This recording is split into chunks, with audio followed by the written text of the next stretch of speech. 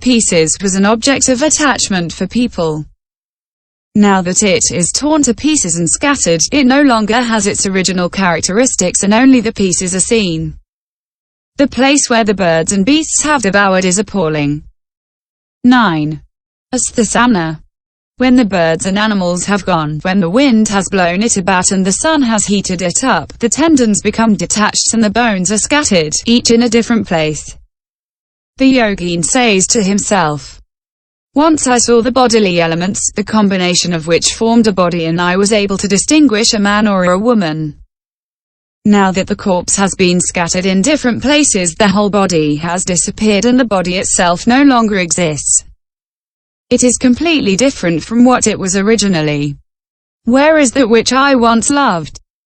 The body is now white bones scattered in various places. When the birds and beasts have devoured the corpse, there is nothing but bones. When one contemplates this skeleton, there is the notion of the corpse reduced to bones. There are two kinds of skeletons. I. The skeleton in which the tendons and bones are still attached. E. The skeleton in which the tendons and bones are separated. The skeleton in which the tendons and bones are still attached already excludes the notions of male or female, of tall or short, the fine colors of slenderness and gentleness. That in which the tendons and bones are separated excludes the original notion of human being. Furthermore, there are two kinds of bones. I. Beautiful bones, and E. Ugly bones. The beautiful bones are those that are always white, free of blood and fat, the color of which is like white snow. The ugly bones are those where the bloody and greasy remains have not yet disappeared. 10. Vidagdikasana. The yogin goes to a charnel ground and sees that sometimes piles of grass and wood have been collected and that corpses are being burned. The belly bursts open, the eyes pop out, the skin burns and becomes blackened. It is truly dreadful. In a moment, the corpse becomes ashes. The yogin grasps this notion of the burned corpse and says to himself, before he died, he bathed this body in perfumes and gave himself up to the 5 objects of enjoyment. Now it is burned in the fire, it is worse than if he had suffered the soldier's sword. Immediately after death, this corpse still resembled a man, but as soon as it is burned, its original marks have all disappeared. All physical beings end up in impermanence. I too will be like that. These 9 notions destroy the negative emotions and are very powerful in destroying lust. It was to destroy lust that the Buddha preached the 9 notions. E. Connection between the 9 and the 10 notions. Question. What do the 10 notions beginning with the notion of impermanence destroy? Answer. They also serve to destroy the 3 poisons, lust, etc. Question. If that is so, how do these 2 groups differ? Answer. 1. The 9 notions prevent those who have not attained the dhyanas and the samapattis from being enveloped by lust. The 10 notions remove and destroy the 3 poisons, lust, etc. 2. The 9 notions are like the enemy who puts the 3 negative emotions in chains. The 10 notions are like the enemy who kills them.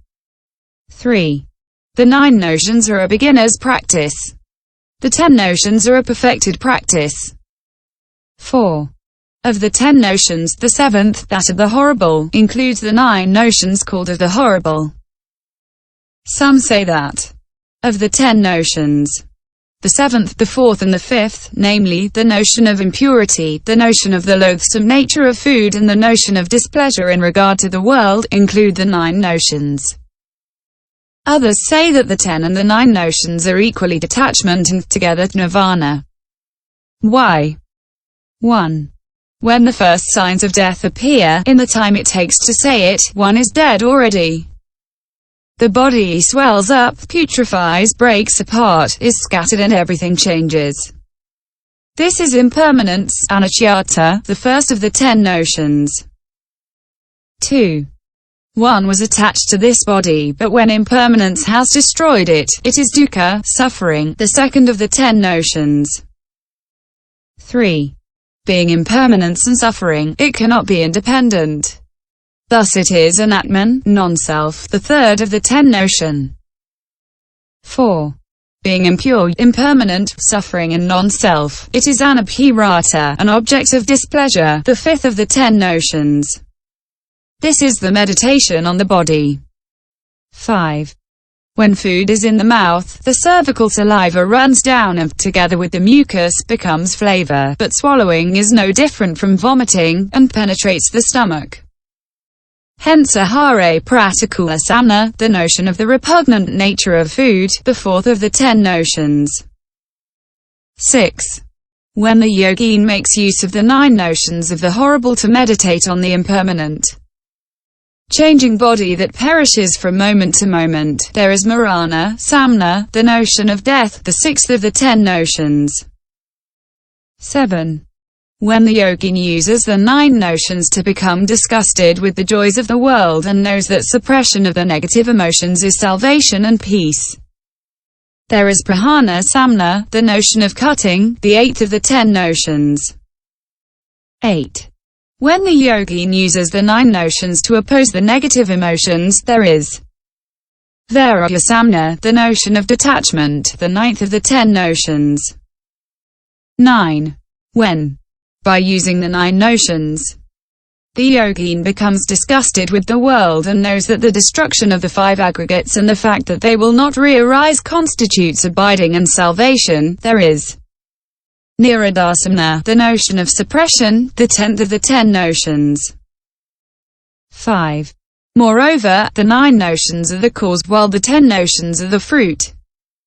This is why the Prajnaparamita Sutra speaks of the 9 notions first and then the 10 notions. 6. Finally, the 9 notions are the outer gate while the 10 notions are the inner gate. This is why the Sutras speak of the 2 gates of the immortal, i.e., that of meditation on the horrible and that of attention to the breath. IV. Results of the 9 notions. 1. Rejection of the 7 types of lust. These 9 notions of the horrible eliminate the 7 types of lust in people. 1. There are people who are attached to colors red, white, reddish-white, yellow, black. 2.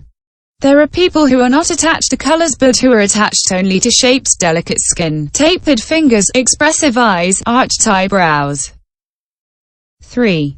There are people who are not attached to either colors or shapes, but who are attached only to postures, ways of entering, of stopping, sitting, rising, walking, standing, bowing, raising or lowering the head, raising the eyebrows, winking the eye, approaching, holding an object in the hand.